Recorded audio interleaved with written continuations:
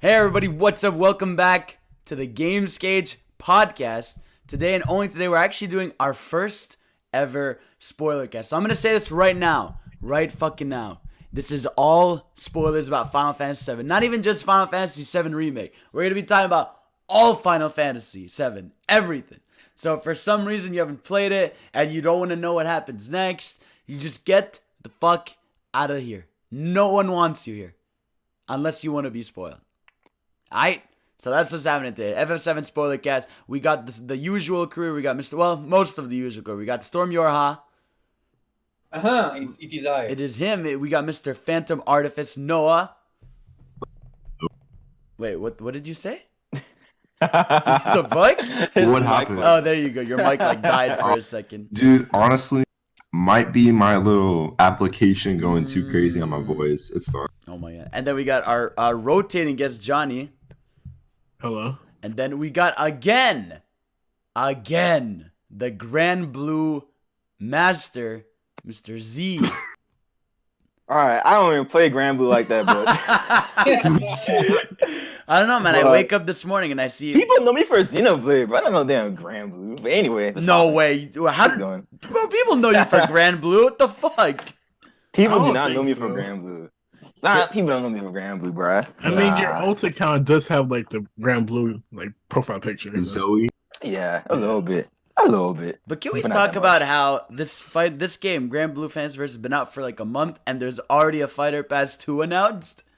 Bro, I don't even know. They're going in right now. They're going in. They're releasing fighters back to back. Dude, we get a new character right after, probably 5 weeks after the last character. All right, who posted that, man?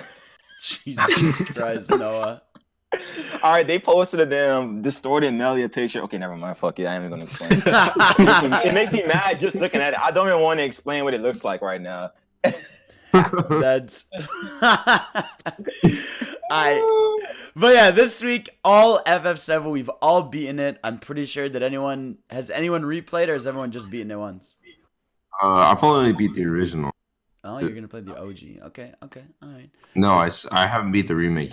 I haven't beat the wait, what? No, you beat the remake. Shut the fuck up, Noah. Everyone here beat the. Alright, so let's fucking go. Everybody just whatever the fuck you want to say. What you got to say? Jeff, what are your first spoiler things to say about this game? What do you mean? Like my opinion? Like something to say? Whatever? Yeah, give us now that we're unhinged and we have spoilers, just give your thoughts on the game now that you can say whatever you want. Okay, I'm gonna do it in a fucking French accent because I'm tired of hiding it. Oh. My race right now. Oh, okay. So the remake is very it's a very unexpected. I hate you. To be honest, it took me 2 or 3 watches to fully understand what was going on. Because comes a point I was fucking lost in the story. Okay. For the ending stuff. No, not even the ending. Past I'll say past 60% of the game. Okay. I was what the fuck is even happening? So I was still caring about the story, but was I don't even know what's going on. I'm just gonna enjoy the gameplay. And talking about the game, I was the gameplay is amazing. I still think that Final Fantasy 15 is more visually over the top, more impressive. Mm-hmm. Yeah. Not graphically, I'm talking about the combat. But it plays way better. Combat-wise. Shit, okay. So the gameplay, fucking perfect for me. I love it. They combine turn-based, they combine action. It's the perfect middle ground between these two. What about the story? After 2 or 3 watches, I was okay, that might be actually better than the original for now. Nomura being Nomura. Okay, spoiler. Okay, I can just you can say anything. This is unhinged. You can say whatever the fuck. I like how this man Nomura made the Final Fantasy VII purists into actual villains in the game. Yeah. He made it these ghosts that the Time Watchers. Is that a name? Yeah, Whispers. The Whispers, yeah. Those resemble the purists, though, yeah. These are the original fans that don't want the story to change because every time the story is about to change, they just fucking attack the protagonist. No, no, don't. That shit was kind of funny. Okay, what was I saying? Yeah, I like how he made the fucking fans into villains. I like how like Sephiroth legit said like he's remaking the timeline. That's crazy. Like he legit says that in the game, I'm remaking the timeline. Jesus. So like his goal is like Final Fantasy VII is like here, like it happened somewhere, like in another like universe. Yeah, because what we have 3. Like, yeah, I think at this point I think like it's most likely what happened. And this game is like another timeline where Sephiroth is trying to like undo what happened. Right. Shit's wild, bro. What about ZZ? What's your history? Did you play the OG 7 or was this like your first 7 experience? Nah, I didn't play the OG 7, but when I was a kid, I watched like all the playthroughs on YouTube, so I spoiled myself. Okay. So you knew. I know what happens. Yeah, I know what happens basically. But going back to like the combat, I did like the combat a lot. But there are times where you had too many enemies to focus on. That shit pissed me off. Exactly. When you had too many enemies, dude, I was getting attacked from behind me. I was getting attacked from in front of me. From my side, I'm like, dude, what am I supposed to do? Am I supposed to just sit here and guard? That's pretty much what I was doing the whole game because I played normal difficulty. I had to play like very defensive. I could not go. If you go offensive in this game with like multiple enemies, you will get fucked up. Well, yeah, because you like in this game, the dope thing about it is like you can't button mash. Like you gotta strategize. You gotta use your guard. You gotta use your parry. You gotta use your spells and all that shit. Yeah, exactly. It got to a point where it was just ridiculous. Like when you had too many enemies, because I know at one point. Which part? Like which part you think you had the most? I think it was when we were going to Shinra HQ, and when you got to like that garage area, they throw so many enemies at you, and it's like, bro, what am I supposed to do? There's so many of them. So if you don't, because you know Cloud's last sword, I don't know what it's called, but he gives you that counter stance ability. Oh yeah, that ability will save your life. That's a godsend. If you don't get that shit. That ability is broken, and then like you could just cheese the game with it.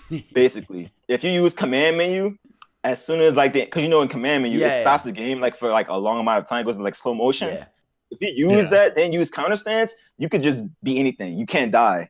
Yeah, it's true. So you could just. That's what I mostly didn't like about the combat system in a way, but it was still better than the OG and like miles better. Well, what I like is that like with it. You don't like you can't spam because like you have to hit people to build up that MP gauge. Like the 2 bars, which is good because otherwise, obviously, it'd be like dumb easy.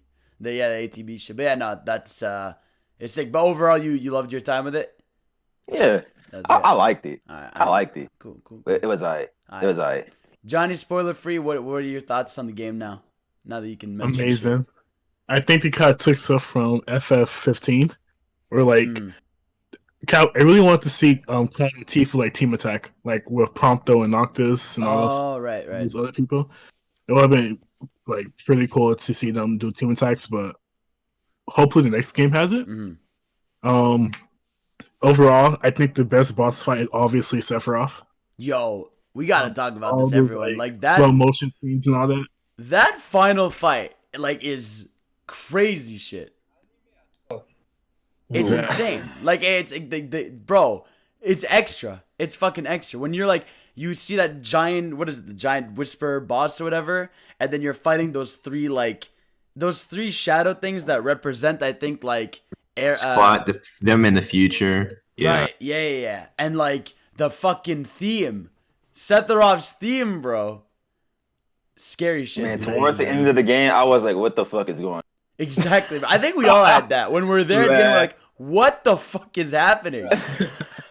Like, you see this. I like it, but I was just so lost in the moment. I was like, what the hell is going on? Dude, I was jumping from fucking debris in the sky. I'm like, what? Oh my god, dude, it's insane. I was like, what is happening? Nomura, what you doing? I'm off this roller coaster right now. Give me off. Nomura doesn't like that's the thing. Nomura, it's so obvious that he was directing this. Like it's almost like he fucking makes sure you know, right? Dude, there was so much bullshit happening in the cutscenes. I was because I think at one point you see. It wasn't during the last final boss, but it was a different cutscene where you have Barrett. He lifts Tifa up with his hands and throws her into the air with brute strength. I'm like, what the hell?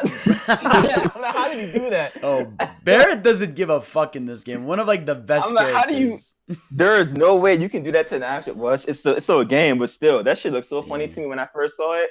That's some anime shit right there. He just it threw me off. Oh my god! I was laughing when I saw it.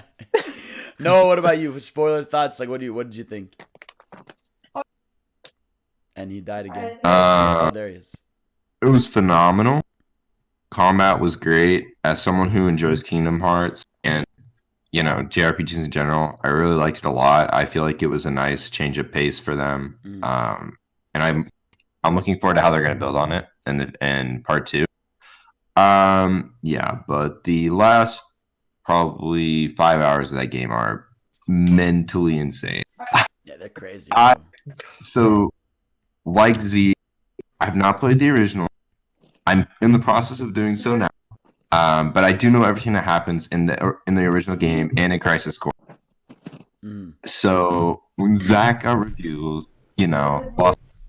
And then I think honestly, underrated scene where I lost when Cloud rode in Shitter HQ with the Hardy Daytona. Oh my god! Even though we knew it was gonna happen, bro, and he started like going ham on everyone. Yeah, when he goes in with the bike, it's so clean. And then Heidegger's sitting right there, and he just goes with the Buster Sword on everyone but Heidegger. Well, again, what's dope is like for me, because I have played I think the only 2 that have played it is me and Johnny, right? The OG. No, I played half of it. Oh, you played it. Okay, so I'm already in Shitter HQ in the original right now. Yeah, but no, since I've played the original. I think I've played it 3 times in my life. So it was crazy going through areas in this game, seeing obviously which ones are new, which ones bro, the place we go to midway through this game, the ghost train or whatever. Like in the OG game, that's 2 screens. That's 2 screens you walk through, and that's it. Whereas in this game, it's a whole chapter. As soon as I got in there, I immediately thought of Concrete Genie for whatever reason. Jesus Christ. Yeah, but no, that's I think what I adore about the game is how you in the OG you have that ugly ass CG scene where fucking Cloud is on the motorcycle. So to see you being able to play that shit was insane. That was a dream come true. And that boss on the highway. Oh god. Oh yeah, I mean, but I mean, I think we all agree, right? One of the first crazy moments of this game is when you're having your anime motorcycle battle. With Dante? With the what's his name? No, yeah. He is literally Dante. Rocher, Dante. Bro, that dude is bro. I couldn't believe I was slashing his sword back and forth on a motorcycle. I was what the fuck is going on? I still believe that fucking animation during the cutscene is still for me the craziest, the most over the top part of the game. Whenever he comes in and rides. The shit he was doing, it's so unnecessary, bro. Exactly, bro. And the way Cloud will tell Jesse, take over, and then he jumps to his bike. So destroys the engine and then jumps back to his own bike. I'm like, what the fuck? Oh my god, I want to talk about Jesse. Oh my god. Okay. I literally the characters in this are Jesse. So fleshed out. It's phenomenal. Dude, I didn't care how cheesy the cutscenes were at times. I didn't care how cheesy or corny, because you know how you had those dance cutscenes and stuff. Oh my god. That stuff felt so out of place because I was like, what the hell? But I liked it. I still liked it. Yeah. But it was so corny. But I don't care how corny your story is, but if you got good characters, bro, I'm sold. I'm sold, bro. That was the main selling part for me. Them characters are so good in the game, man. Yeah, dude. Because the thing is, I thought throughout the game, and maybe it's just me, I thought that Jesse was the most clearly you guys might have a thing for each other. Because fleshed out and all that. Tifa and Aerith constantly feel Tifa feels like that's your childhood friend. And then Aerith feels too godly. She literally said, you can't love me. Yeah, but not just that, but she's too godly, to be in a fucking relationship. So I felt like Jesse was the most, realistically, into Cloud. Yeah. No, look, I'm going to tell you right now. If Tifa or Aerith wasn't going to get Cloud, you know Jesse was. She was going in. Bro, she was horny, dude. She didn't care. Yo, she was going in for the kill. Bro, if y'all not gonna make the move, I'm gonna make the move. That's what she was all about. That's the thing about Jessie, bro. She's like, bro, I got all my friends leaving tomorrow night. You want to come over? She was ready. Hey, I didn't care. I was like, okay, let's go. I hate that you couldn't. Okay, let's just kill her off and then have this huge. No, but she lived it towards the end, right? So I think honestly, Yes. Okay, they'll make her live, just like the Biggs. ending. The gloves on the table next to Oh Big my Jesse. God. So I think she lived.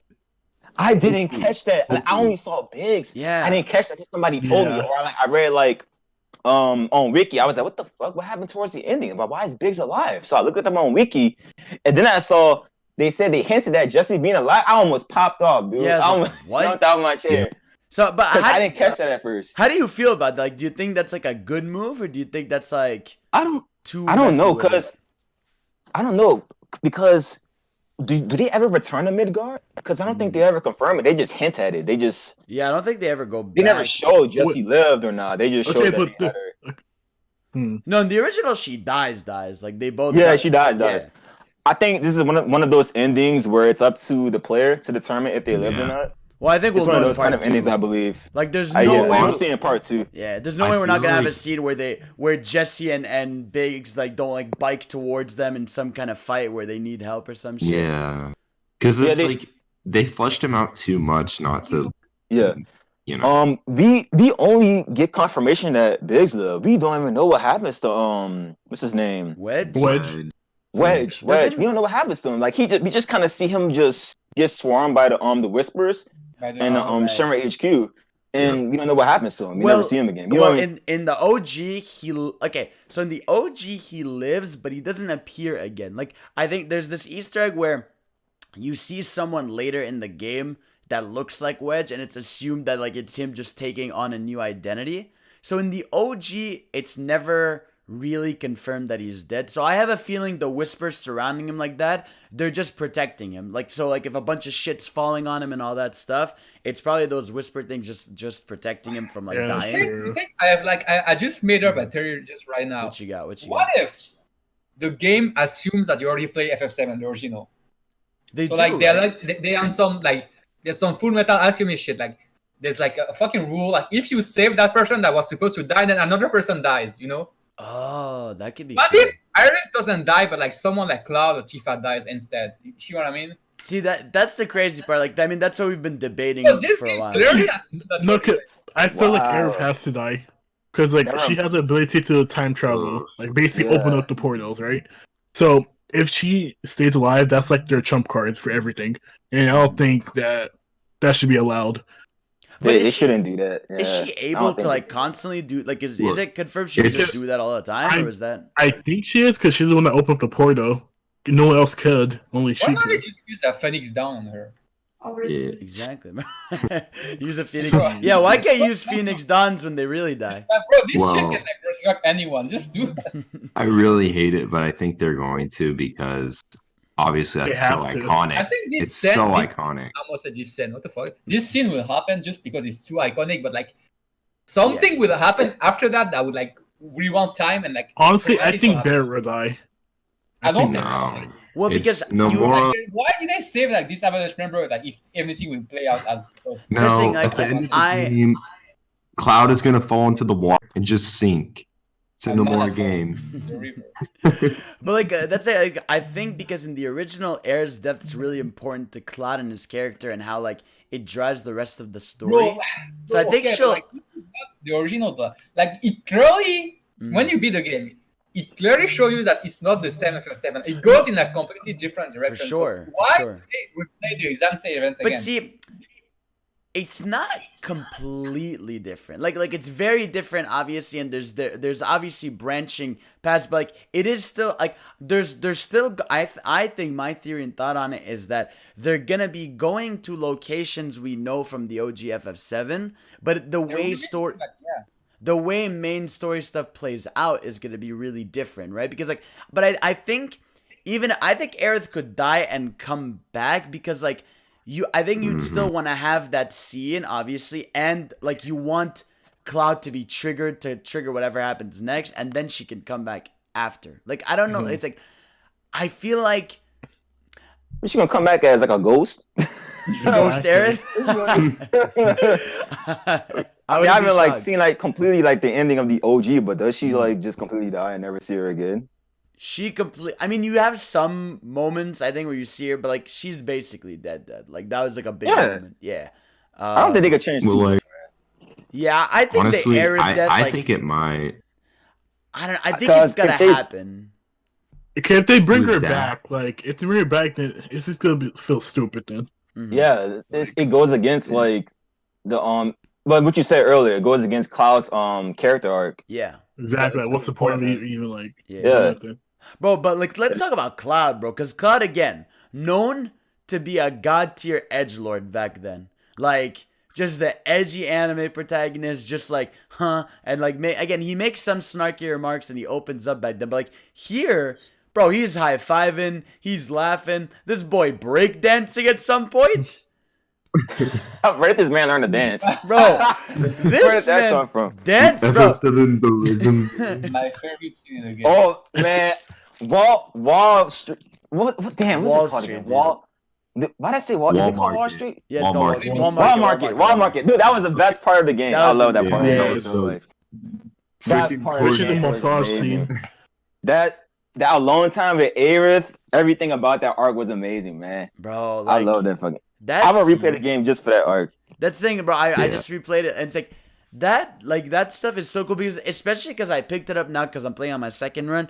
There's that earlier scene where Barrett wants to dance with Tifa, and then Barrett says, "Come on, Cloud," and then Cloud says, "I don't dance," and then so like I didn't even notice that. So then to get to this chapter where he starts dancing, like that's awesome. It's like that's the thing about Cloud in this game. It's like I noticed, especially on my second playthrough, like he opens up pretty quickly. Like by chapter 4, when he does the mission with Jesse, Biggs, and Wedge, when he starts, like when he smiles a little bit and he like asks about Jesse's past and stuff, it's like he really opens up really early on in the game, and I really like that because it could have been this cheesy thing where it's like on chapter 13 or 14 is when he realizes like these people care about him and stuff, but it's like you see like really early on that like he I think it's like Jesse. Yeah, I think Jesse like rubbed off on him like a lot. Oh, like Jesse got under that man's skin. Hell yeah, dude. I was like, bro, Jesse gonna get you. You better hide. Oh man, Jesse. I was laughing the whole time because Jesse was just going in. I loved it for that. Yeah, bro. And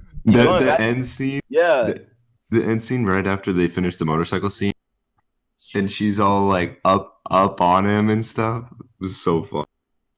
Nah, it's like that's it. It's like Cloud. His character throughout the game is he's just so much cooler than he used to be because like again, there's a time and place for anime edgelords. I dig him. You know, we got our Sasuke's, we got our Storm Yorahas. Okay, but can we talk about like how hurt he was when Jesse like died in front of him? That sucked, dude. Like that's okay. Chapter 12. That scene was horrible. I hate that chapter. Chapter 12 is like insane, dude. Oh, bro, that chapter was he actually fucking destroyed me emotionally. Dude, Yes. it's emotionally draining. I was done.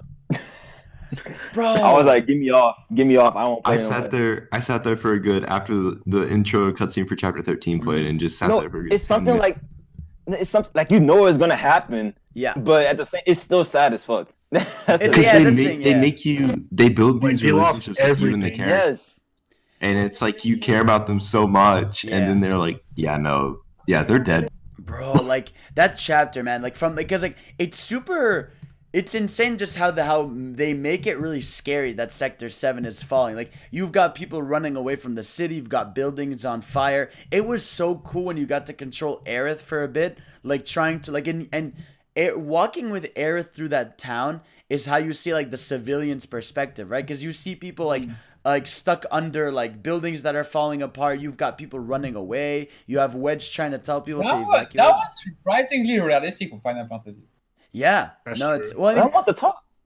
what The you got? NPCs in the game. Oh yeah, Dude, the NPCs Oh, and like yeah, just that's the overall like environment because you Like the the interaction in the animation, game like- is amazing. yeah. Like the And kids plus- playing around, like the rock paper scissors, jump on the tires. Yeah, like there's so much like detail to like the environment and everything. That's what I like about the game. And all But the thing I voiced. don't like about the environment is like how linear it was. Man, so Oh, huge, linear. but I felt so like constricted. Mhm. 'Cause everything was so Exactly. linear and Right. because I know it's an urban environment, but still, I wish I could just Yeah. we should just Well, open 'cause up a little bit. The game has fast travel, but the only time you Yeah. literally ever need it is in chapter 14 when you have a bunch of side quests to do. All those machines. Yeah, Like, that's the sure, only sure. time you I ever remember that. need it. And it's like, I didn't mind it for this specific game because like for this game, like Midgar is a pretty linear part of the original game. So I think in whatever part 2 is, that's when we're gonna see more open world aspects. Right. But yeah, because like it's just a great way to pretend like the sequel is quote unquote better because it's open world. Like the first game was linear. Like, yeah. Let me ride around on Cloud's bike or motorcycle, man. That'd be sick. No, but that would be dope. Like touching on the side quest, they're phenomenal in the game. I disagree. I think no. They're especially chapter 14. Listen. They're simple tasks, but like, that combined with the world environment and the background speaking, like really makes you feel for the people of Midgar and like the struggles that they're going. Like for me, like I did all the side quests, and it's like it was one of those things of I enjoyed them. Like I enjoyed them because it was an excuse to play more of the game, less so than like my favorite side quest was the one like with Johnny, because Johnny's a fucking idiot and he's just like running around like a psychopath about everything. And again, like I said, some of them have cool stories like about the foster home or helping the kids and all that shit. It's like that stuff's chill, that stuff's cool, but it's like I felt for the most part like the game had about 20. I mean, there's 26, but there's really 24 that matter, and I would say out of those 24, maybe 2 to 3 are notable. I don't know. What about you guys? What do you think? Like I know Noah does it. What about Johnny? What about you? I still think the Johnny one is better. Like the best side quest. You can't say that. You can't say that. You're not allowed. Oh my. Okay. Yeah. Sorry, Johnny. Let's see. What's my other favorite? Fuck. Get fucked. Yeah, that's my favorite one. That's really like. Jeff, what about you? Yeah. But it's like so not important. Yeah, I agree. That's my thing. It's like I can't even remember that. I mean, the fact that right now my second playthrough, I don't want to touch a single one. Like, I think that's kind of indicative. They're not a enjoy the cycle because like the story was so well like constructed that this cycle was just wasting your time because you wanted to know what happened next and you were doing these dumb ass tasks like find the old kids, like find everybody. I did appreciate that the side quest like lets you fight cool bosses. Like that's how you fight Behemoth. That's how you fight the only notable quest for me was the Behemoth quest where you had to fight that. That shit was annoying as hell. I was mad. Oh, the boss? So that's why I remember. So that's the only quest I really find notable. Yeah. Well, I should note that I did 14 out of the 20 on my first playthrough. So I didn't feel as... Yeah, exactly. You didn't feel as burned out by it. Right. Yeah, because like chapter 14 takes like a... Like chapter 14 is literally a side quest chapter. Like, the thing is for 14, they don't tell you where the side quests are. Oh yeah, that was dumb. That stuff is so annoying. I hate that, bro. There was this one quest where you had to find the news girl. I forgot her name, Kyrie or something. Yeah. They don't tell you where she is. Yeah. And the only way you get her to like show up in like the story or the overworld, you have to talk to Johnny. Yeah. And that shit pissed me off because I was looking just around for like an hour for Kyrie. I was like, where the fuck is this girl? There's nothing I hate. So I had to go to Wiki. Yeah, it's like, bro. There's nothing I hate more than the side quests that are just like, figure it out, have fun. And I'm like, what the fuck do I go? Like, I get not telling me, like, you don't have to tell me exactly where to get each item and each thing, but at least tell me which NPC to go to at least. Like, give me a hint. Yeah, exactly. They give you no hints, bro. They just tell you to find Kyrie. I think I'm like, where is this girl? I think the thing I hated the most, which is like really short in hindsight, I hated the fucking arm puzzle. Yeah. Oh, that was all right. I enjoyed it. I thought it was fun. I liked it. I know Jeff hated it. Like, well, Jeff, you didn't like... which arm puzzle are you talking about? You know when you have to move the 3 arms? Tifa pumping? No. In the Sector 6 Underground. Yeah. Which, by the way, has the most banger themes in the game. Okay, so it's not annoying, but it's just really fucking, like, it's slow. Yeah, it's one of those things that, like, it was in the original, but it didn't... Right. It felt like the it most took from the game. Fucking walk in the slum with Ares. You didn't like shit was like I couldn't take it. And then the chapter where you have to climb with Tifa and like Shinra. Oh my god! Why is she so slow? What was that? You weigh like 2 pounds. Just what the fuck? Dog, you know how many ladders I climbed in that game? How many ladders are in that game? There's a lot of ladders. So many ladders. I'm like, why are there so many ladders? And if I climb one more ladder, I'm a fucking... I swear to God, There are I think Blunzy, like that's one of the big things. Like the animations are so slow for everything. They're for so no reason. slow. Exactly. How come I hate in games when you have an animation to climb super fast down a ladder, but you don't have one where you can like double jump up a ladder? Like This man, didn't this man Cloud could jump like 2 fucking meters, like Bro. easily? Cloud, there's some cutscenes where he's standing on a rock and he's about to fall, and then there's other cutscenes where he's standing on a rock and he does a massive jump forward. I'm like, Bro, this man Cloud is a superhuman. What does he need ladders for? That's what I'm saying. Carry air. Aerith and fucking jump. You don't need to get her to kick down the ladder. What the fuck? Bro, you don't need no damn ladder. Why can't you jump in this game? I was gonna ask that. That's what I'm saying. Yeah, that was weird. It's weird that you can't jump, especially because I hate, bro. In fights, flying enemies were the worst. Cause you're at your special moves, you can't use them in the air. So your only option in the air to attack an enemy is square. Is operator mode. Dude, I would have been totally fine with it if, like, for some they had animations for your attacks in the air. Like, if I could do my braver move in the air, or my spell in the air, that would have been chill. But the fact that all you can do in the air is press square, like, that's always annoying. Oh, I know what you're talking. Cause when you're fighting enemies, you have these flying bastards in the air, and you can only attack them if you move up to them and press square. Yeah, exactly. Why can't I just jump in the air and manually hit them? Why I gotta move towards them? Because sometimes I don't want to jump in the air, and I want to fight the enemies on the ground first and then kill them. But then it's a really weird design choice, honestly. But I don't know. Okay, I feel like it makes it easier to make it like a layout for the world. Of course. If you could jump, then it's like so many options. Because that's the thing.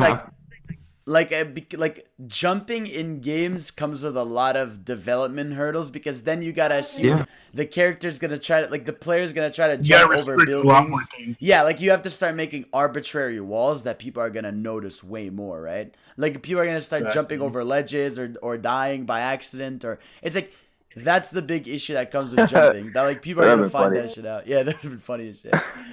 Yeah. Hey man, speed running. Exactly. Running. Oh, I'm hoping the part 2 has a jump though. I just don't think they're gonna. I mean, like they could. They'll keep. Or like at least like make it better to fight flying enemies, because before it just that was atrocious. Just switch Man, to the main thing I want to know. What you say? I said whenever I saw a flying enemy, just switch to Barret real quick, overcharge. Yeah, that's what I do. That's what I do. But the thing is, you didn't have Barret sometimes. You only have Tifa. Yeah. But the main thing I want to know about part 2 is how long I'm waiting for. Because I'm on the next part now. Oh, we've had this debate. This has been such a long debate. Yeah. Fidel and I think 2022. Jeff and Johnny think next year. Next year? That's what I'm saying. It's crazy, bro. Okay, hear me out. Yeah. More even said like the part 2 could come quicker than expected. Yeah, but the original took 4 years. So here's my reasoning. But the thing is, the original took 4 years because you know how it's been development from 2 companies. But if it's gonna be shorter than that, what'd you got? So it's gonna go from 4 to 1. They spent 10 years on FF15 because that game was in development hell. Like, yeah, it's different. It's not usual. Yeah. This game, like, they spent 7 years? 7 years, I think. Mm-hmm. Because they were like making the other parts like at the same time. There are different teams handling these things. Exactly. So they know like that would be like financially suicide if they like release a part every 2 or 5 years. Like that doesn't make sense.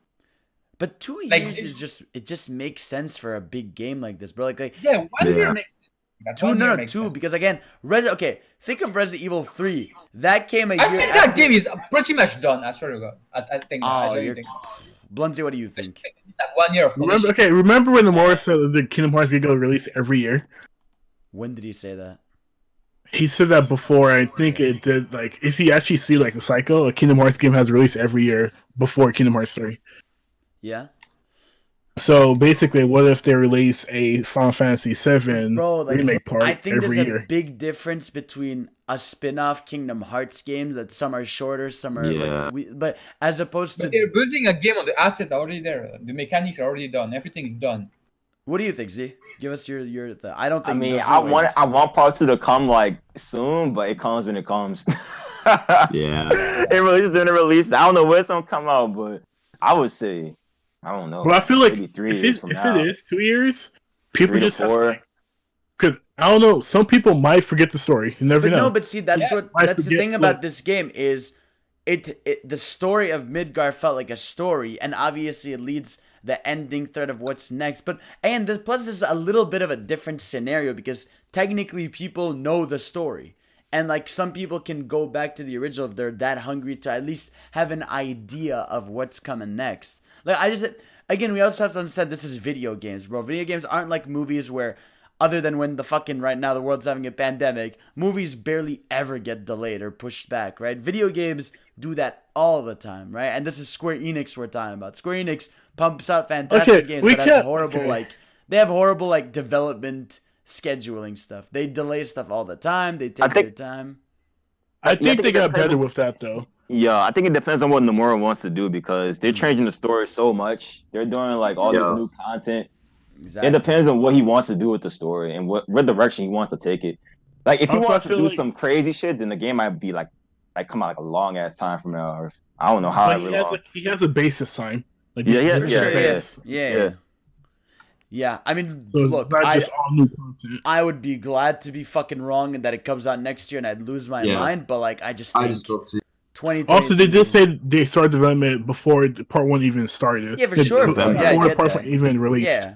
But they started part 2 already or something? November. They started before in FF7 Remake Part 1 released. They started Part 2 already. Okay. Well, we have yet to even know. Well, I mean, also, I think I thought about this. I think the second game won't have Remake in the title. I think it's just going to be FF7 2 because I think the whole point was that this is the remake to them. And FF7 2 is going to be so different that they're not even going to have I actually think that's why everyone remember when everyone kept saying, why are they calling this FF7 Remake? Why not FF7 Remake Part 1? Or why not FF7 Midgar? I think this is why. I think this answers that question. I really do think I think they want to spoil everyone. I think they really wanted it to be that this is the remake. This is the remake. The rest is all new. Yeah, they kept what was iconic in the remake. What everybody wanted to see, like Midgar, Cloud, all that stuff. That's why it's just called remake in there. Yeah, Sephiroth too. Because that's something that's iconic in that game. Yeah, everyone knows Midgar, and the ending felt solid too. So it felt like a complete game, bro. And in the original, you don't see Sephiroth till you leave. You barely, you don't see maybe you hear a hint of him, but you don't see him here. They made an epic fucking insane the boss battle ender of this game is better than the originals, and it's that alone makes this its own standalone thing. They just reimagined everything. Exactly. Bro. That's how everything changed. Yeah, it's the whole game's crazy. There's so many elements about it that are fucking insane. I'm trying to think what other moments are there. Okay, what are your favorite bosses in the game? Reno. Oh, Reno. I hate him. Yeah, I love him. That dude, man. You hate him? All he has to do is stagger him for magic ability, and then. I like the soundtrack though. Oh, the soundtrack. Dude. Oh my god, dude. God tier. Dude, there's nothing like the orchestrated music. But yeah, no, I loved Rude. Rude was badass because he's just fucking. Rude. Yeah, you beat him up, his glasses break. He pulls out another pair. I'm this is anime as shit, and I fucking love it, dude. Oh yeah, I know about Rook. I heard that not fight the females in the game. Tifa, he does not. He doesn't even interact. He doesn't even He's so gentle with them. Yeah, oh, yeah, you're right. Well, in the OG, he doesn't attack at all. He doesn't do anything. He didn't want to do anything. He didn't want to do anything. He's just kind of like the Turk that doesn't want to be involved but has to be. That's actually I just realized that when he attacks Aerith, he kind of just hits her on the neck just so she falls. Yeah, that's actually really she dope. falls asleep. Yeah, at least in the first fight, he just made her. Mm-hmm. Well, it was so fucking dope when you're at the end of chapter 12 when you're fighting both of them, and it's this crazy battle on top of the tower. Mm-hmm. And who is that guy? What the fuck's his name? Is that the guy Jeff fucking would love, the dude who shoots coins to push himself forward? Oh yeah! That dude, that green thing? Yeah, what you're talking about? What was that? No, not I've never seen that in my life. The guy that we're not talking about that. No, we're talking about chapter 17, the boss. Okay, yeah, 17, Rufus. Still, Rufus that Shinra. that green thing with the damn kitchen knife. What the fuck? Oh was yeah, I love that thing, dude. What was that? It's so cute. He's a bitch. Bro, he's just this little fucking Dude. green guy's got a knife. When I first played that boss battle, I died instantly to like an attack, and I was like, "What the?" Yeah, it's fuck? like, what is? Huh? Dude, it took me at least like 30 minutes to try to beat that boss. I don't know what I was doing. Yeah, those little I was like, how'd I green beat this things thing? are fucking assholes, dude. They're funny as shit though, but they're fucking assholes. Rufus is the boss you were Yeah, referring. Rufus. Yeah, bro, this guy, so cool, bro. He fucking like so I said, badass. he throws 2 coins, shoots his 2 guns at them, so he pushes himself forward. I'm like, what? Oh, that's what you're talking about. What kind of boy? How did he do that? That's what I'm saying, bro. I was like, this is so I bad. really don't even know what the fuck. I'm like, how do you see them at that distance? Like, are you like God? Do you? Wait. I actually memory blank. Who are you guys talking about? Okay, Jeff. Remember in Rufus 17 in, when before We had a doggle phone.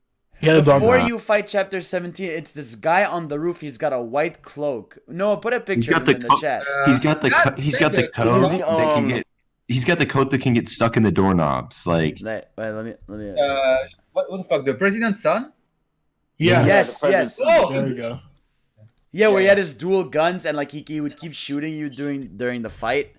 yeah. This damn annoying ass dog. Yeah, he has that. Yeah, there, Jeff. You see him? This dude. Like this guy but the- was his, like, yeah, he's got the coat that like if he walked past the doorknob, it'd probably get stuck in. yeah. That's it. I love when the characters are just so extra. What do you need all them belts for? That's Nomura, bro. Nomura is- What is it with people in belts and character design? What? You look badass. Something belts, about bruh. Belts. That man dude. got like 5 belts. I think it's like an iconic name for fun FF like characters, no? I hated the fucking. I hated any time. No, I hated that robot fight where it was Barrett and I think it's you. Oh, it's Tifa. When you're Barrett and Tifa, yeah, that robot Yes. fight was such a bitch. Like at the end of Oh. Shinra Wait, HQ. No, I think it's the one with It's you Aerith. You mean? Oh, yeah, Barrett and it's Aerith. Barrett. Yeah, I hate that fight. I literally spent 30 minutes on it. Probably. Yeah, that fight is such a bitch. Like, And Man, the final parts of the game, that part was so long. There were so many boss battles. I was like, Oh, what yeah. the fuck? When is this game 17 end? is literally a boss round. yeah, like so. Yeah, it's the No. typical JRPG thing, right? Of like boss after boss after boss at the end. Dude, I thought I was fighting the final boss at the top of Shinra HQ. I'm like, that wasn't the final boss? Yeah, bro, that's how they get you. I'm so glad I it was was the Sephiroth one at the end, though. Yeah, so I was glad Oh, too. yeah. And even I was like, damn. even bro, like you said, like the NPCs, like it was so cool when you go to Shinra HQ and like you have this humanizing moment where you see like there's just some people working there, like they're just like doing their Exactly. like they're just trying to feed their families. They like they think that Shinra's just trying to help the world and all that stuff. Like not everyone there is just evil laughing trying to end the world. And it's like that was a Yeah. really cool moment where you have them like, especially when you see them going floor by floor and like they see a random like person. they're all just stressed out. Yeah. And it's like you have like Tifa and the others being like, huh, I guess like not everyone there is like an evil overlord. And I thought that was like a really cool human. Yeah, the world building was really nice because you had like the NPCs talking. As you walk by them, you have like the little bits of dialogue that you could listen to. That was really cool. I like that. Yeah, and like what's cool is like they react to like what's going on. Like if you got Tifa with you, like they'll be like, "Oh look, he's that's the merc with Tifa." Or like when I loved when at the end when you're in chapter 13 after Sector 7 gets destroyed, all the NPCs just talking about what happened, or even like when you go to Walmart and you'll hear NPCs be like, "Did you hear what happened to Sector 7?" It's like that stuff is so cool, and like I love that obviously all of it's voiced. Because like it's not the same as like it's not the same as if you have to go to an NPC and hear their thoughts, as opposed to Yeah, I like naturally that. hearing that. Yeah, because there's always people talking in the background. It really immerses Yeah, you with the world. Yeah, it eliminates that part where people like, because you know, not a lot of people like to talk to NPCs. They kind of just skip over them. But in this game, it kind of just forces you to like. It doesn't force you, but it just shows you like what people are saying on the side. So you don't really have to talk to everybody to get what's going on in the world. Yeah. So that was really convenient because I hate talking to damn NPCs. I don't give a fuck. Leave me alone. Yeah, no, I hate when I like if I have to specifically go to talk to an NPC in a JRPG, I usually don't unless they have a quest for me. Yeah, this is like really like a quest or something. Yeah. Unless I really want to know what's going on, I'll talk to them.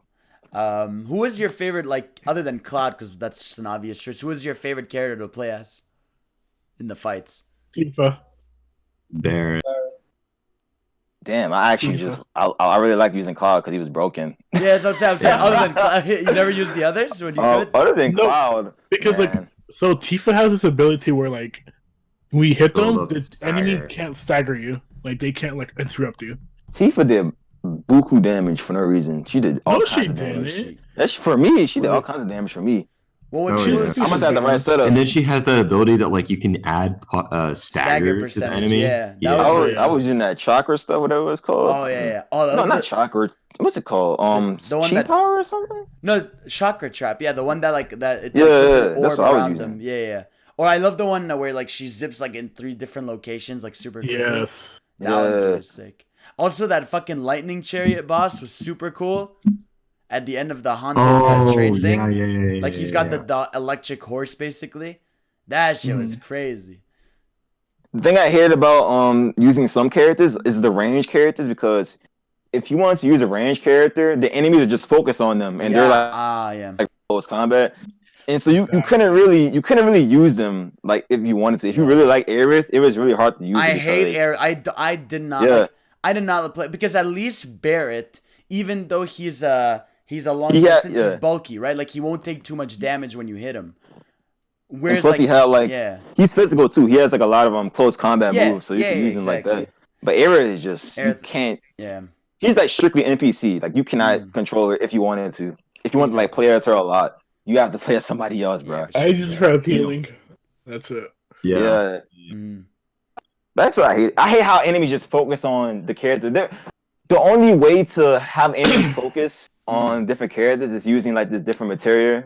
I think it's called refocus or something. No, it's not. Not refocus. No. It is refocus. I think it is. Yeah, where it when you're on low HP, it'll like focus. When your party's at low HP, it'll like focus on you. I think or something. Yeah, something like that. But if you want to like have like a long range character, because a lot of the enemies are like, because they just fuck you up if you get close to them.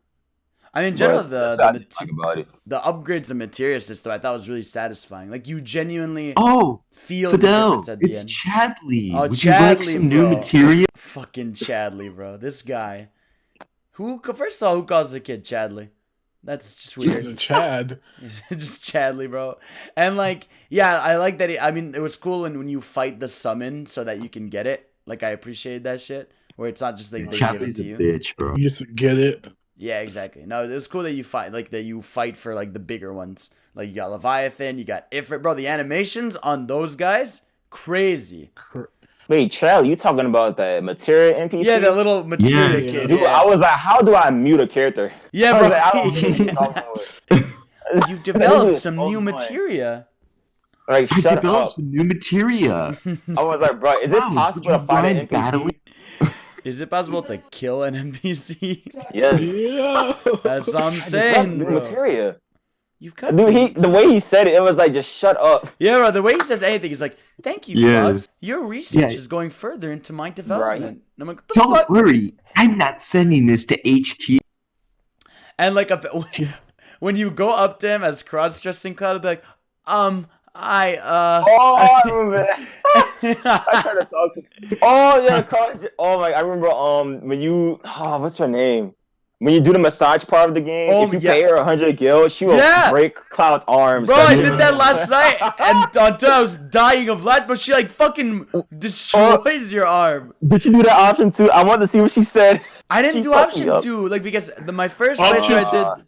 What'd you do? What's option 2? Option 2, Cloud still gets hurt. Like not as extreme as option 1, but it's like a little bit. Because you could tell option 3, she gave him a fucking like hand, like he fucking shoved his like hand up her like pussy or some shit. That man was in genuine pain. He went in there, but like that man was in genuine pain. Yeah, bro. But in 100 gil, he's like, ah! I'm like, what the fuck? You didn't even scream this much with your visions. Bro, dude, I was doing the whole dance part of the game too. Yeah. I kept restarting the game because I wanted the perfect. I know, man. That part of the game was so. Oh my god, dude! That part of the game was so annoying too because it's like a what do you call it? rhythm game. Yeah, it's like a rhythm. And the way they have it set up is they have the buttons in the background, and the camera changes so much, dude. That shit gave me a headache. Yeah, I want to die trying to do that stuff. I was like, dude, how am I supposed to know where the orb is coming from? Like, when is it going to get to like the button I have to press? Yeah, I would have loved the fucking whole game of that. I would have loved if, like, you know, like they have the push up and setup mini game or whatever. Yeah, I would have liked more cool of the too. dancing one. But everyone's been making jokes about that, the pull ups and the squats. Oh my god! Like that mini game. I was surprised by the amount of stuff they cut from the original, like the Monster House. They actually kept it. That was crazy. So sick. In general, bro, they actually kept this. The Coliseum was so sick, especially because you had like 2 shoutcasters, like it was fucking Evo, just like commentating on everything and introducing the players. And shit. It was so cool. Oh, whenever they first came out, it was so funny because the other dude was like, "Boo!" Yeah, boo. exactly. Yeah, and like you'd have the NPCs kind of like they were kind of like how real characters. Like how real people talk about Aerith and Cub, like, boo, you two, not this couple, and I'm like that's great. That's like meta shit right there. But no, I couldn't believe they brought because again in the original game, Hell House is like a enemy you can luckily find. Like he's not like a main big boss. Yeah. So like to have him here as like the star of the Coliseum battle, he was a bitch to fight though, because I didn't realize for the longest time that you had to switch out which spell you use as his weakness because he changes color. But yeah, that was such a cool like idea for a fight.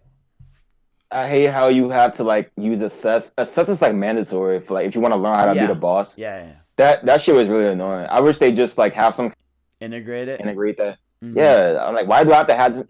I had to have that material like in my party like at all. Yeah, so I didn't know how to beat the enemy. That shit was annoying. Like, that should not be like that. Yeah, no, I feel like assess should be like a skill tree ability, like not like it should be. Materia. It should be. I wish it was just like fully integrated in a way where it just costs like maybe like a full ATB bar or some shit like that. I don't know. What was like your? Did you guys have like a specific materia strategy, or would you just put spells, or did you mix it with like MP ups or whatever?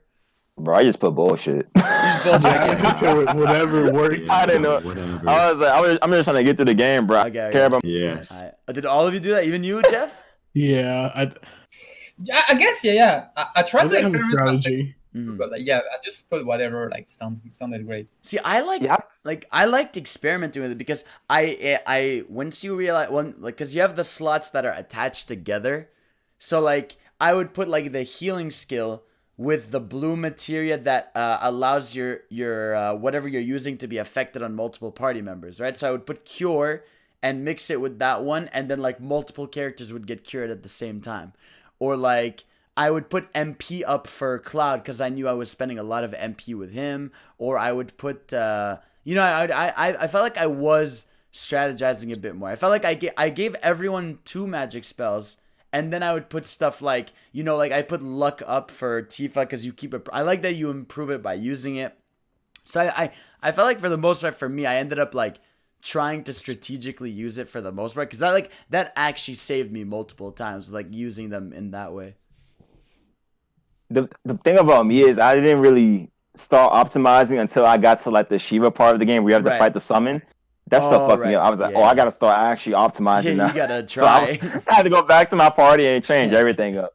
The blue materia, that stuff will save your life. That shit was amazing. Oh yeah. If you knew how to use those, dude, that made the game so much easier for you. Yeah. I feel like much easier the only materia I actually like used constantly was the elemental materia, where your blade turns to like the element, and like the magnify, like everyone gets healed or it's like area effect. Of the magic spell, right? That's the only 2 things I actually like desperately use like every time. Dude, I put that damn lightning material on Cloud. Them fucking robots didn't know what was coming. Them things annoyed me. I hated all the robots in this game, bro. There was this one robot where if you stagger it, you can't get close to it at all. I know. I know. Yeah, where he's got electricity around him. I can't even hit this man. Yeah, I hated that guy. After Sector 7, it's when you're climbing. It's chapter 15 where you're climbing up that tower in the sunset. Oh, that chapter. Oh my god. See, I'm surprised you didn't like it. That chapter is just monstrosity. I did not like that chapter at all. I'm surprised. I don't understand how this was green light. Like, this is so bad. But why didn't you like it? Like, was it just because It was just No, I don't mind. I like the shot. I'm just talking about like the background PNG. That shit was like. Oh yeah, the Oh, background. yeah, that that was stuff frustrating. Oh my god, I was hurt. that stuff looks so 240p. weird. What if it's 240p. I don't understand how this happened in 2020 again. What if it's a nod to the original? I think it's a hardware. I think it's a hardware thing. Yeah, I honestly do. Bro, that was the most pixelated background I ever saw. At least it's a door. You can like just pass over. But this shit was like all over your face. Everywhere you look, always there. Oh my god. I think on PC it'll be fixed. Yeah, It just felt so noticeable to the background compared to like the background and like the actual thing you were standing on, like the environment around you. It just felt so noticeable, the background. Yes. It's like a fucking massive pixelated PNG Yeah, background. it was- I was like, what the It felt like a fucking shitpost, but it felt like someone shitposted. I was like, what is this? Yeah, like again, like This was deep fried. yeah, I would have rather like they just like either not let you look at that down because like again like I understand that like I was offended. like especially I think what is it? I think it's like chapter 5 when you're on top of the plate and you're looking. It's like I understand you can't render out. You're not going to render out an entire city just because someone's looking down. But I would have liked at least like I think the fact that they couldn't. No, but I'm saying. I think the fact that they couldn't even put a higher quality PNG. No, this shows okay. probably, So the thing is, I've been like in development, like video games in like college, right? So it's basically like a skybox. That's what I think that's what it's called. Yeah, It doesn't take that much processing power to make a high render like picture. Right. There are ways to make like the skybox look 3D. Yeah, Exactly. maybe honestly, maybe their thought process was just like, no one's gonna fucking really look down here more than 2 minutes. Because Bro, everyone looked was over your Yeah, face. I'll give them this though. With the like the PNG, there's like fire effects and smoke effects coming out of the I was gonna picture. say that too. Yeah. I mean, there are parts of the game where it's not noticeable, but that specific chapter where you're in the sky, it is so noticeable. It's like, Yeah, what exactly. the fuck? Was it always like this? Like you I was like, I couldn't believe that shit. because like you'd look over and you just see you'd see like just blurry PNG, but then you'd look over right by where the actual assets were, and you'd see it would be kind of clear, and it just looks so bad. Yeah, Just it's- throw people looking off. down, because down, I think really especially good. because the game is like stunning. Like that game, like yeah, the game was good. game's beautiful. The way the camera pans from a fight to like a cutscene, like it was amazingly done, and that's why it's really jarring. Because like and like the character models, like, especially for the not the random NPCs, but the main characters, their character models are insanely detailed. Like you could see like It looked like they tried to do Octopath Traveler, like pixel and like 3D. yeah, bro, like the, I was surprised by how like most of the cutscenes were like in game. There were like barely any pre-render cutscenes. I was like, what the hell? That's crazy. There are 3 CGI scenes in the whole game. yeah, it's that's crazy. yeah. There's 4. There's when Oh yeah, you're right. when the city blows up, when Midgar blows up and you're like ziplining down, that's CG. When it shows you that video, end of the bombing run, Monkey Reactor 1. That's also CG. yeah, and and so then- then you have the Shinra HQ when they give you that video presentation about like what their future plans are. Like that was like clearly CG. Like the rest was given. Oh, Yeah, that dude. and the last part scene, was Zach. when you're standing back even and back to back with Yeah. Zach. But I mean, that's a compliment. Like the fact that Jeff's saying you didn't even notice, like that's how beautiful the game. Like, dude, it actually drives me nuts because I'm watching the cutscenes. I'm trying to figure out. I'm like, is there like something going on where they're like, I don't know how they did it. Like it's insane looking. Like it's a fucking No, because like with some scenes, just like the opening, it's a mix with CGI and in-game graphics. right. Yeah. So that's what they trick you into thinking, oh, it's all in-game. Yeah. But it's actually some parts are actually obviously have to be CGI. Right. Yeah. The only downside to the in-game cutscenes is especially towards the end where you fight. If you die during that specific boss scene, like where you're fighting the 3 dudes with the sword, Right. if you die, you have to watch those cutscenes every single really? fucking Oh my time. god! Thank God I didn't If die. you die, Yeah. that shit was so. I was like, can I just skip these, man? I don't want to watch this again. I wish they added some. I was watching Max's stream a couple of days ago whenever he beat it and he died and he had to deal with the embedded cuts. Jesus Christ. That shit must have been funny as hell to watch. Cause I was mad too. I was like, why can't I just skip these, man? I know it must have been difficult to code something like that in the game. Yeah, because it's in game. Yeah, it's in game. It's in game, and it's part of the boss battle, and it's part of like how the game operates. So it would have been kind of hard to like change that. But I was like, oh my god, I wish I could just skip these, man, because I saw them like a million times already. Yeah. I know also, what happens. Fucking like it's a small thing, but I did appreciate that like the characters do like swear a notable amount. Like they say shit, ass, like bro. Cloud calls Summer that shit was so bitch. cringy. I couldn't believe that. When Cloud was fighting when the three guys with the swords, he says, "Bring it on, bitch." Yeah, like, what the fuck? Bro, he said. I think he said it to Sephiroth. Yeah, he's just like, bring it. Yeah, bro, he's like, bring it on, bitch. Yeah, I'm like, he hits with the red whisper, which is assumed to be him from the future.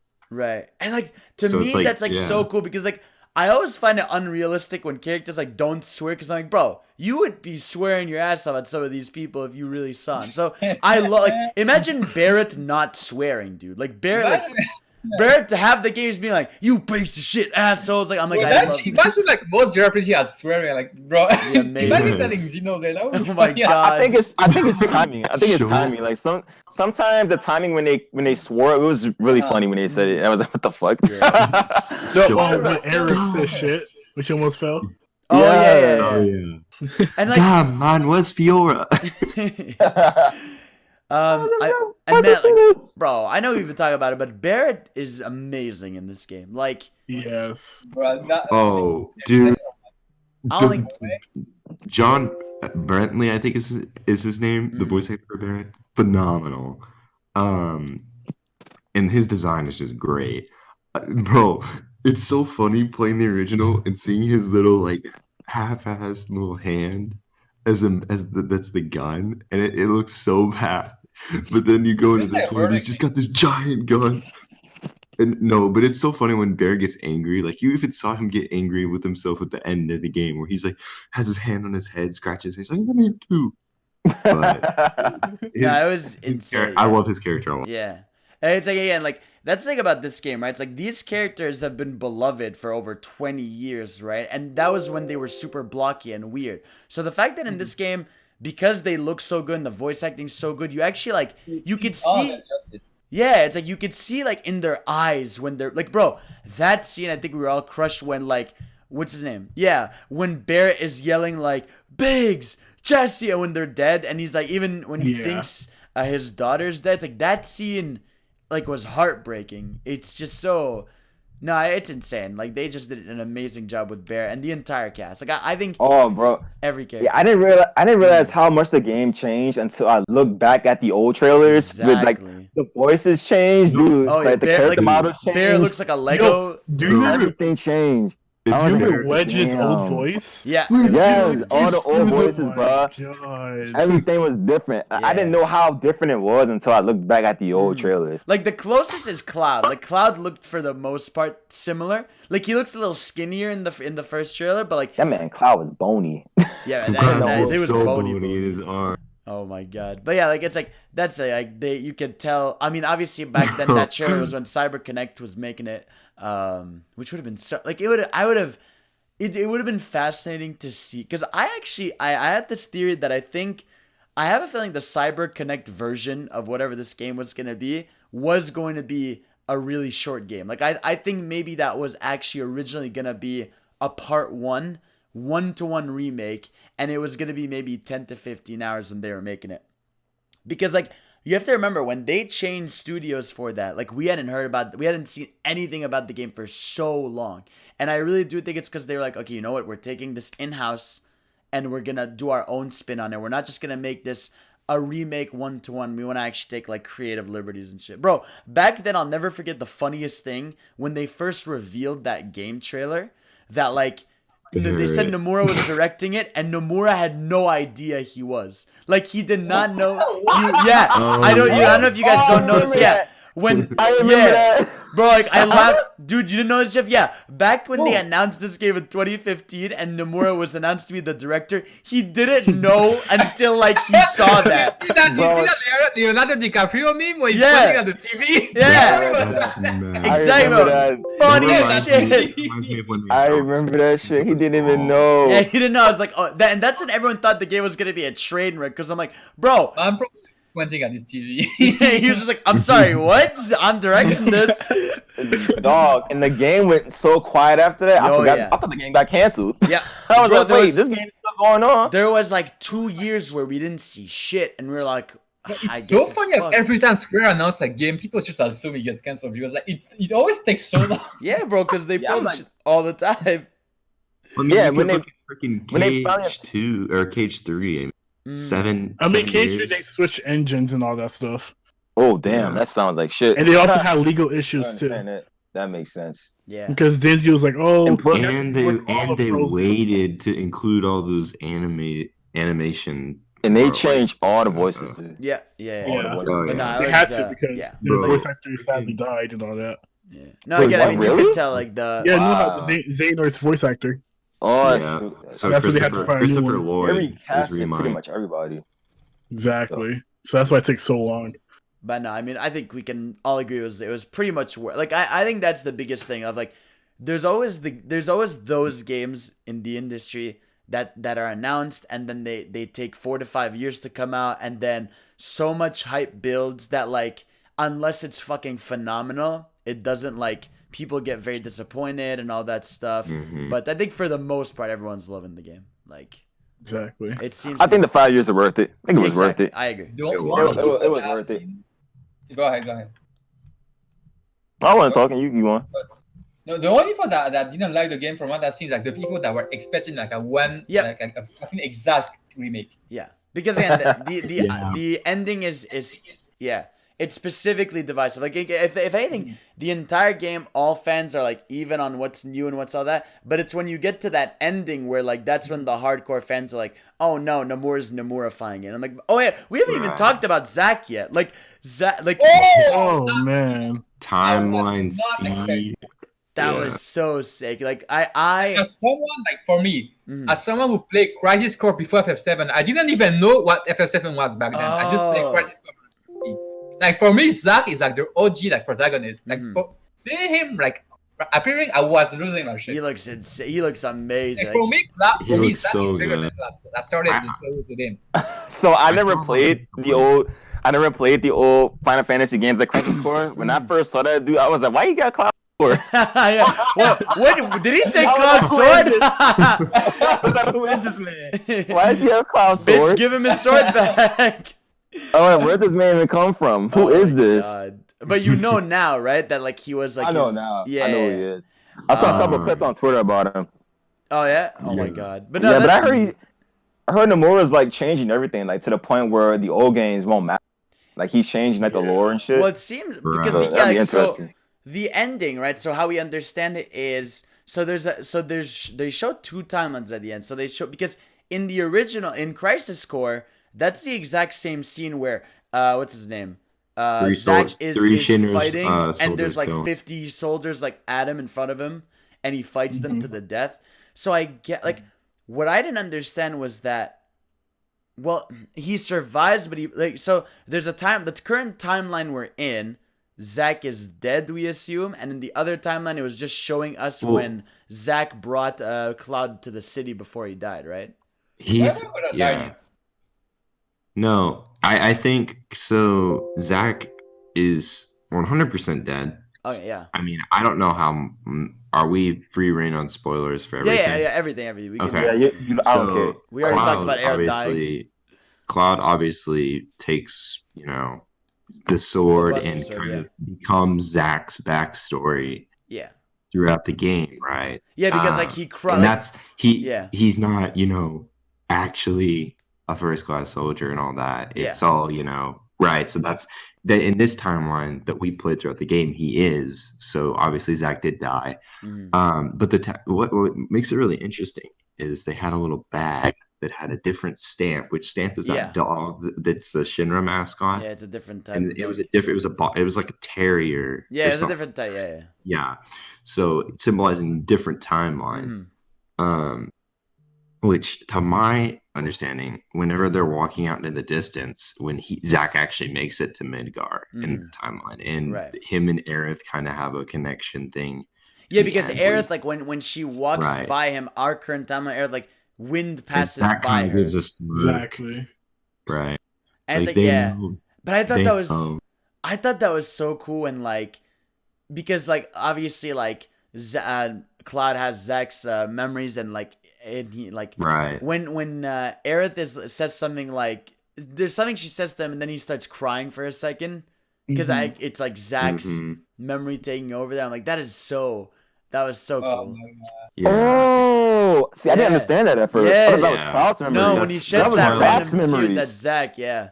Right. Oh, Yeah, that's, they were that's dating. why whenever I she didn't said at the playground scene where he's like, "Well, what's his name?" and I probably know him, and she's like, "Yeah," but it's like you can't hear, and he starts having the head. Yeah, like she says it, but like he has the headache for a second. And I will say this with Zach is going to be, I feel like, have a pivotal role in this. I don't know what. Honestly, Nomura's planning. They might just there's no way might they just remake added him to Crisis this Core. game, and that's.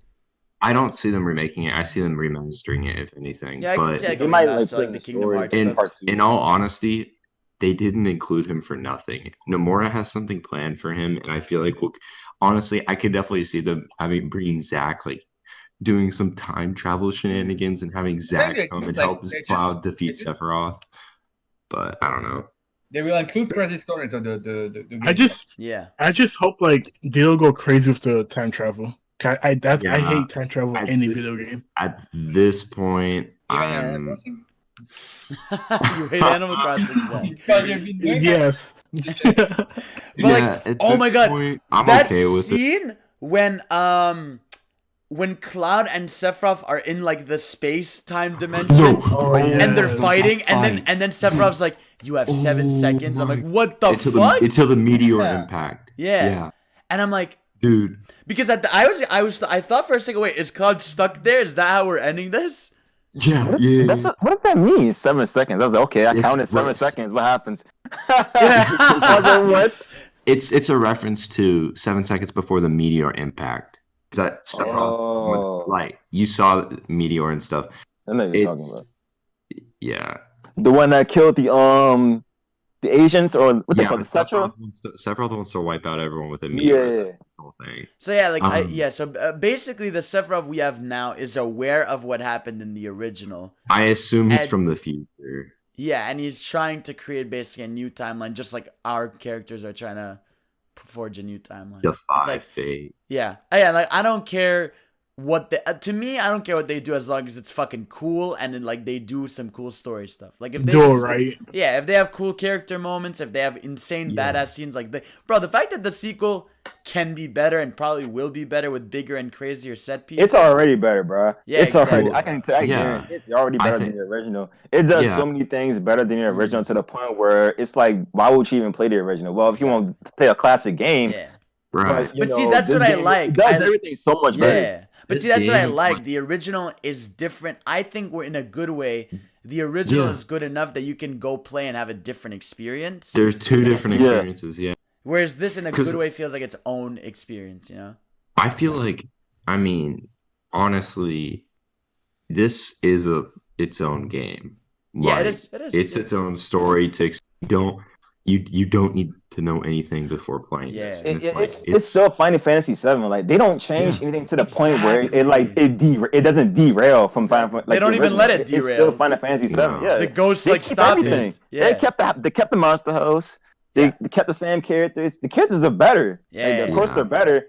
They got the better environments, man. Everything's better. And I hope and assume in the sequel that Red 13 will have a moveset. Because I understand not giving him, like, not playing as him at the end, because they don't want to do the thing where it's the end of the game and they throw a new playable character at you. Also, I hated I hated that chapter where you had... Yes, we had Paul the levers. Where you had to switch between Tifa and Aerith. Yeah, that's it. Do you think they might do, like, story DLC for this game? No. I think it's definitive. Part two is going to be way bigger and bolder. I think this is a little too like sacred. The only DLC I see for that game are costumes. Like I was talking about this with Johnny because you have the different outfits you can get for like the event, the what the fuck's it called? The Dawn. The different outfits you can unlock. If you could play them in fights, that would be really cool. Yeah, all I can see is something like a battle arena and costumes, because this is the type of game that's a little too sacred to get like story. Like refight bosses. You know, the only DLC I see them doing is adding like more summon bosses or some shit like that. Yeah, something like that. That's all I see them doing. There was not even a lot. Adding new VR missions with Chadley. Oh. Okay, so this was trying to explain. So how will they do like the leveling for part 2? It's gonna be a new. It's gonna start from 0. It's gonna be linear, but more open world than this. No, he's talking about how. He means are you gonna carry your progression? I say there's no way. Yeah, like your summons and all that.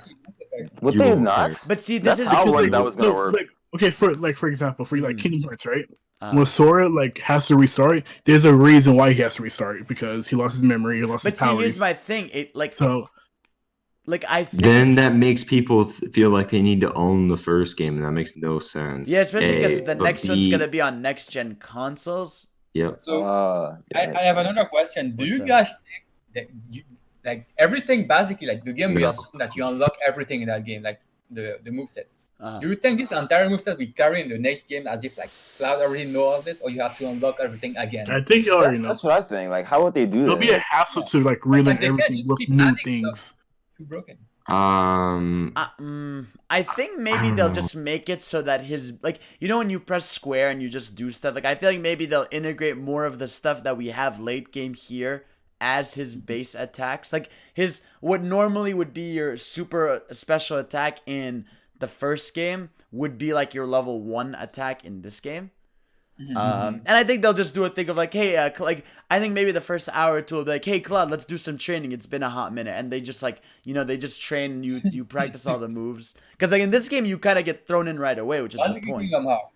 Yeah, kind of like Kingdom Hearts, where they'll be like, well, and even different, where it's like, no, actually more like FF, because FF15, the game starts you and you do these training rooms to learn like different moves. Prompto and all them, they actually teach you how to do stuff. Yeah, so I think they'll do something like that just so that like. Because there's no way a game like this is gonna be like, all right, continue. Because the point was that this is just gonna be its own game, and that you're not gonna be carrying progression and shit. But yeah, I feel like some things from your save file from the first one will transfer over. Maybe you'll get like a reward, like hey, if you played the original, you get like a here's a materia. Yeah, I don't think it's gonna be anything major, especially if the next part potentially comes to Xbox and PC right away and doesn't take another year. You're not gonna be getting your materia. You're not gonna be getting your levels. They're gonna like I could see them. I think you will get some of your summons though. No. Maybe it'll be like that's what because like with the Final Fantasy 15 like demo, right? Yeah. Your summons transfer to the main game. Yeah. No, I can see you keeping the summons right away. That way they can, because again, the point of the sequel is it's going to be amped up and even crazier. So you can start with having summons, and obviously they're going to have way more new summons in there. Exactly. In the next game, I hope I just have more control over who I want to control. There are times where in the world? Sometimes I want to control Tifa, but Cloud is always like the leader of the party. So when I start a battle, I always start off with fucking Cloud, and I gotta switch. Yeah. Somebody else. I hope in what's it called? I know you. Let me control Tifa. Damn. Let me play her. Let me just walk around with her. And you can't even edit your own body. There are times where you can like control them, but it's only for like a specific part of the game. Exactly. And then you go right back to Cloud. So I was like, okay, why can't I just like change the party leader for like just a second? Like, does it really matter? Yeah, or not? I agree. I think the next. I feel like the next game is just gonna take a lot more creative liberties. I think you'll be able to switch characters on the fly for certain side quests. I think like there's gonna be more open areas. I think there's gonna be more fleshed out side quests. I think it's gonna be like I think the sequel is just gonna be like for like taking obviously what was done here and just like amping it up like even more and allowing more freedom. Like I think this game, it was important to keep it like focused and understandable and not inundate you with a million things to do and just keep it mainly linear with some creative liberties. Yeah, I think everything was just like too tied to the story, so they couldn't really have you controlling other characters. Yeah, exactly. So that's what I felt. They knew if they changed something up too much that it's too. It'll make people stop playing the game. It'd be too that'd be weird sometimes. Yeah, because there's a part in the game where you're controlling two separate parties, Oh, and then you have Cloud and Tifa like communicating to each other to like a comm. That's annoying. And like I feel like if you had Eric controlling the party, I feel like that would kind of just mess up the story a little bit. They just gotta give them the phones because the Shinra people got phones. Give them phones. Yeah. Just give everyone a phone. And then, what's it called? Yeah, second part is just gonna be way more freedom. Yeah, it's gonna be. Nomura has no shackles anymore. He can do whatever he wants. So Hey, I want to see Eric die in HD. Let me see that facts. shit. I hate you. Kill it. But I want to see what they do. I want to see how. I want to see Chadley die in HD. No, I want to see Cloud's reaction in HD. It's gonna be beautiful. Like, I think it's gonna be beautiful. Actually. That's literally gonna be one of the most emotional scenes. Yeah, because again, especially with how much more With next caring gen, and stuff that Cloud is, like he's way more expressive. It'll be like really depressing. it's gonna be looking I like feel like this shit was kind of cheesy too, like, because they knew Aerith for like one day and then they went over the fucking world to save her. That shit. Yeah. Well, I think to be fair, also like he has an emotional. I mean, tie they to know her. that she was special though. They know that Shinra was like because they will found try to use her for Evo. okay, no, but at the same time, Cloud and Aerith, think about all that they went through together, like going through Just one day. But still, he went through all of the. Also, sectors. Cloud has Zack's memory, so he has an emotional bond. Yeah, with like her. there's some emotional bond that's like it's a little more deep. Plus, again, like they said, it's like the fact that the Shinra stuff where they know they're using the ancients for powers and all that stuff. So exactly, yeah, because they were all. I mean, not that I'm not saying they were not going to, but like at some point the mom was like, no, don't. And that mom's a bitch. She sucks, bro. When Barrett walks in after thinking his daughter's dead. And she's like, she's sleeping. I'm like, shut the fuck up, bro. I thought my daughter was dead. I'm gonna wake her up. I mean, I love her. Don't wake her up. She's like, tired. Yes, wake her up. What the fuck? Bro, you thought your kid was dead. Your dad, dude. You think your daughter's gonna be sad that you woke her up? Daddy, I thought you were dead. I'm glad you didn't wait. Okay, but like, look at the girl's shoes. Though. Johnny, she had to go through so much. So, exactly, like, she wants to see her dad. That girl is probably having nightmares. Bro, she's right here. You're telling me that girl was sad to, like, you think Barrett wakes her up and she's like, Dad, I was sleeping. Shut the fuck up. She's gonna be crying and hugging No, her. you're speaking too loud. You're speaking too loud. Good.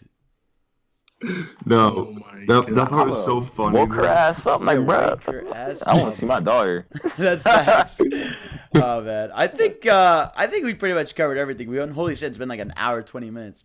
But yeah, no, overall, I think we pretty much all love this shit. We have our criticisms with it, but overall, dope shit. I'm just really glad Wedge's butt is okay. You know? Yeah, Wedges. All I want to say is the 5 years are worth it. That's all I gotta say about it. Yeah, for real. Yeah. I think that's the clear consensus. So, yeah, I mean, that's it. That's all, everybody. So, thank you for... forehead. No. Exactly. Were there any, Jeff, foreheads you had in this game that you had an issue with? Bruh. I mean, Jesse's forehead was kind of like the biggest forehead. No, I don't like this. Oh my god. You can't see your forehead. Ow! You can't see it. I think Aaron had a big forehead, bro. I did it for a reason. That shit was huge. Oh my god. Yeah, that's it. That's all. Thank y'all for watching, and we'll see you all next week.